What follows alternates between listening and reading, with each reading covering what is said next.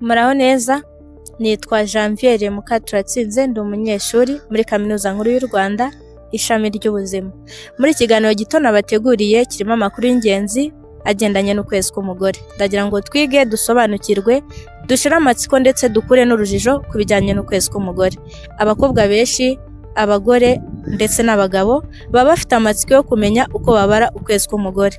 Ndagira ngo muze hano dusobanukirwe n'ibijyanye n'uku kwezi. Ese iyo bavuze ukwezi k'umugore wumva iki? Ese gutangira ryari? Ese kugizwe n'ibihe bice by'ingenzi?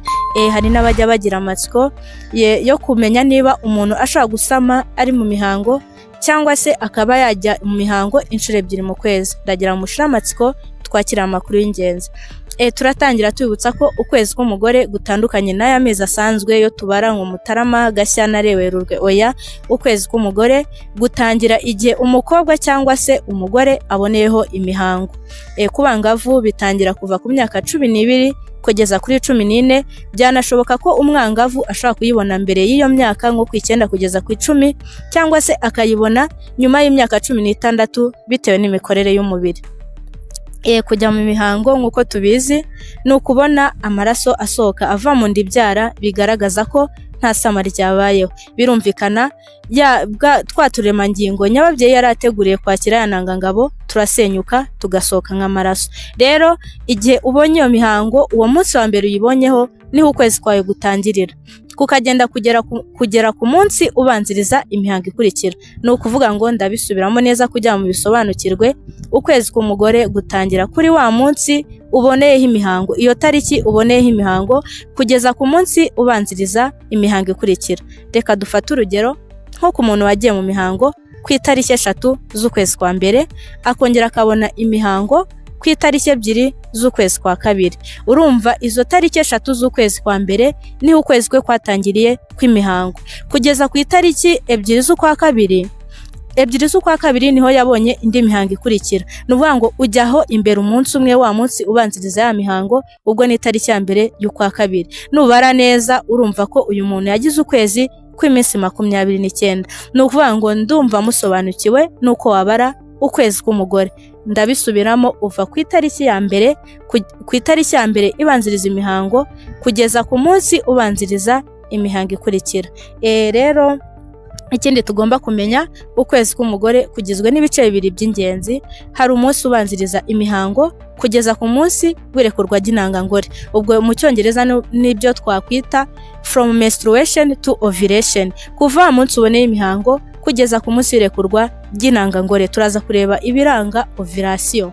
Noneho igice cya kabiri ni ukuva kuri wa munsi w'irekurwa ry'intangangore kugeza ku mihango ikurikiyeho. Ibiranga ovulation cyangwa se kumenya niba igihe cya ovulation cyageze cyangwa se kurekurwa kw'intangangore, akenshi birangwa no kubona ururenda, aricyo twita cervical mucus. Ururenda ruza mu myanya myibarukiro ariko rutandukanye na rwa rurenda rw'ama infection. Ikindi habaho kwiyongera k'ubushyuhe bw'umubiri. Yego, turabibutsa ko kubara ukwezi k'umugore, turabibutsa ko habaho ukwezi guhinduka ndetse n'ukwezi kudahinduka. Ese bavuze ukwezi kudahinduka wumva iki? Ndagira ngo dukureho urujijo. Hari abantu bazi ko kugira ukwezi kudahinduka ari uguhora ubona imihango ku itariki imwe idahinduka. Urugero, niba uyibonye ku itariki 15 z'ukwa mbere, ukagira ngo no mu kwa kabiri izaza ku itariki 15 no mu kwa gatatu gutyo. Oya, nuvuga ngo iyo tuvuze ukwezi kudahinduka ni kwa kwezi kugira iminsi idahinduka, cyangwa se ni wa mukobwa cyangwa wa mugore ugira iminsi idahinduka. Tuvuga urugero, niba ukwezi kwa mbere kwaragize iminsi 28 n'ugukurikiyeho kuzagira iminsi 28 n'ugukurikiyeho gutyo, ariko ibi bigusaba byibuze gukora umwitozo mu gihe cy'amezi 6, ukajya wandika amatariki yaboneyeho imihango kuva wabonye ya mihango kugeza ku munsi ubanziriza imihango ikurikira, bikagufasha kumenya niba ukwezi kwawe kudahinduka. Nk'uko mubyumva, tugira n'ukwezi guhinduka nk'uko ubwabyo bivuga. N'ukwezi guhinduka nyine ni kwa kwezi kugira iminsi itangana.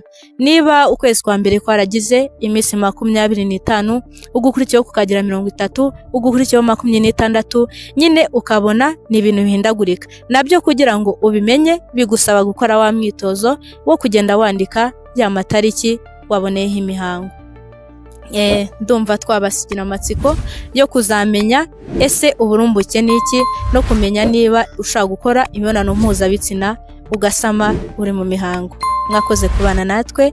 Nitwa Janviere nk'uko nabibwiye, nanjye ndi Urungano, ndi umunyeshuri muri Kaminuza Nkuru y'u Rwanda. Ciao ciao, tuzahure mu kiganiro gikurikira. Murakoze cyane.